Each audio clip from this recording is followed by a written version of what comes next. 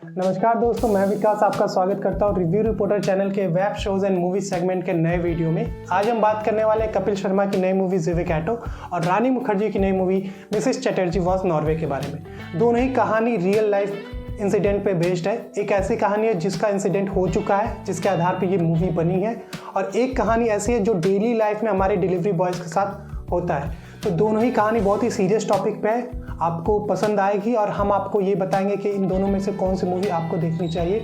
हमारा कहीं से भी ये मतलब नहीं है कि कोई मूवी कम है, कोई मूवी ज़्यादा है। दोनों ही मूवी काफ़ी अच्छी है, बट हमारे ऑब्जर्वेशन के हिसाब से थोड़ा बेहतर जो मूवी है उसके बारे में हम आपको बताएंगे। तो आइए शुरू करते हैं दोनों ही मूवीज़ के रिव्यू के बाद।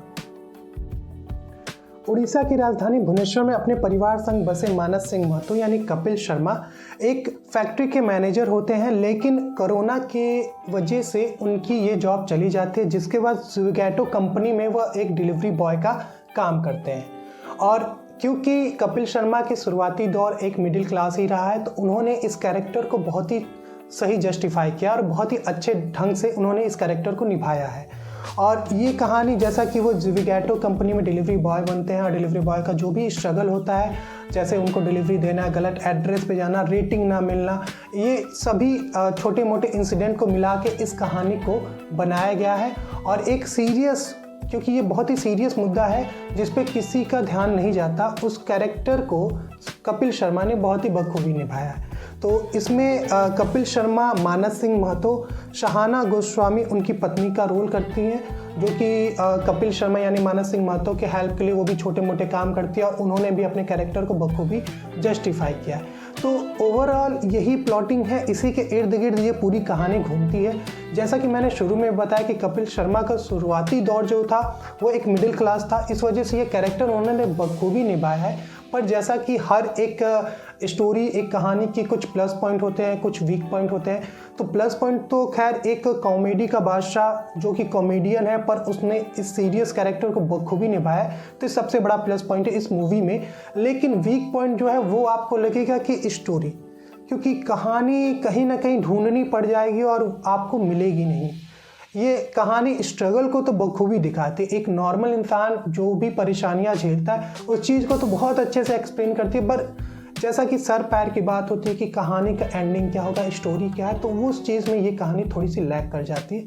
तो यही इस मूवी की सबसे बड़ी वीक पॉइंट है। पर्सनली ये मूवी अच्छी है, बट कमर्शियली अगर बात करें तो मूवी को बहुत अच्छा रिस्पांस मिला भी नहीं है लोगों के द्वारा। पहले दिन अगर कुछ सोर्सेज की माने तो 40 लाख के अराउंड इसने पहले दिन का कमाई की है इस मूवी ने, जो कि बहुत ही अच्छा आंकड़ा नहीं है।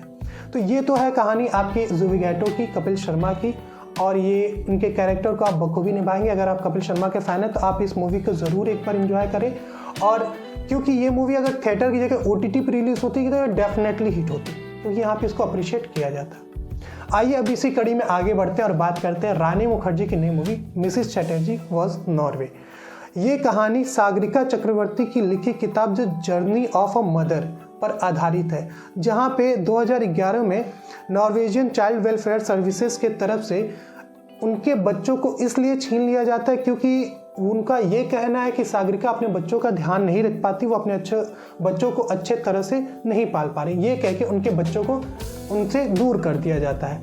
और इसी कहानी के आधार पर ये मूवी बनी है, जहाँ पे रानी मुखर्जी ने सागरिका का कैरेक्टर निभाया है। और ये मूवी अभी तक का अगर रिस्पांस की बात करें तो काफ़ी अच्छी रिस्पांस रही है आपके बॉक्स ऑफिस पे भी। और इस कहानी को काफ़ी, मतलब कहानी का जो मेन सेंटर है, मेन अब बात करें रानी मुखर्जी, उनके आप कैरेक्टर या फिर उनके एक्टिंग पे कभी भी सवाल नहीं उठा सकते, क्योंकि उन्होंने बखूबी इस कैरेक्टर को निभाया है।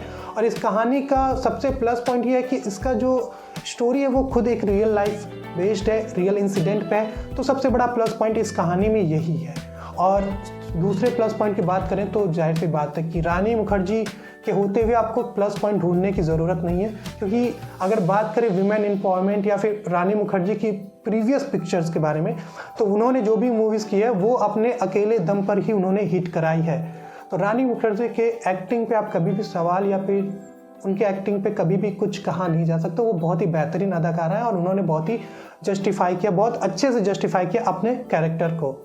और वीक पॉइंट की बात करें तो वीक पॉइंट तो ऐसा कुछ खास है नहीं, पर कहीं ना कहीं मुझे ये मूवी देखने में ऐसा लगा कि बंगाली डायलॉग्स थोड़े ज़्यादा थे, तो थोड़े समझने में प्रॉब्लम हो रहे थे। अदरवाइज़ ये मूवी ओवरऑल बहुत ही बेहतरीन है। और दोनों मूवी की अगर कंपैरिजन करें ज़िविगैटो और मिसेस चटर्जी वॉज नॉर्वे के बारे में, तो कहीं ना कहीं रानी मुखर्जी, कहीं ना कहीं क्या वो रानी मुखर्जी उस फील्ड की है, उनको एक्सपीरियंस है, plus character plus story real life, तो वो प्लस पॉइंट ही है। और अच्छा रिस्पॉन्स भी रहा है, क्योंकि पहले दिन के कलेक्शन की बात करें तो लगभग 1.5 करोड़ के आसपास इनके पहले दिन का कलेक्शन रहा है। तो ये मूवी काफ़ी अच्छी है। आप दोनों में से अगर किसी एक मूवी को एंजॉय करना चाहते हैं तो आप रानी मुखर्जी के मूवी को देख सकते हैं, पर अगर कपिल शर्मा का फ़ैन है तो ज़िविगैटो को भी एंजॉय करें, और अगर घर पे हैं तो दोनों ही मूवी को एंजॉय करें, सब टाइम निकाल के। बहुत लंबी मूवीज़ भी नहीं है, बहुत अच्छी मूवीज़ है। तो आज के रिव्यू में हमारे इतना ही। ये है दोनों मूवीज़ के रिव्यू, जहाँ पे अगर स्टार्स की बात करें तो ज़िविगैटो को एज अ कपिल शर्मा मैं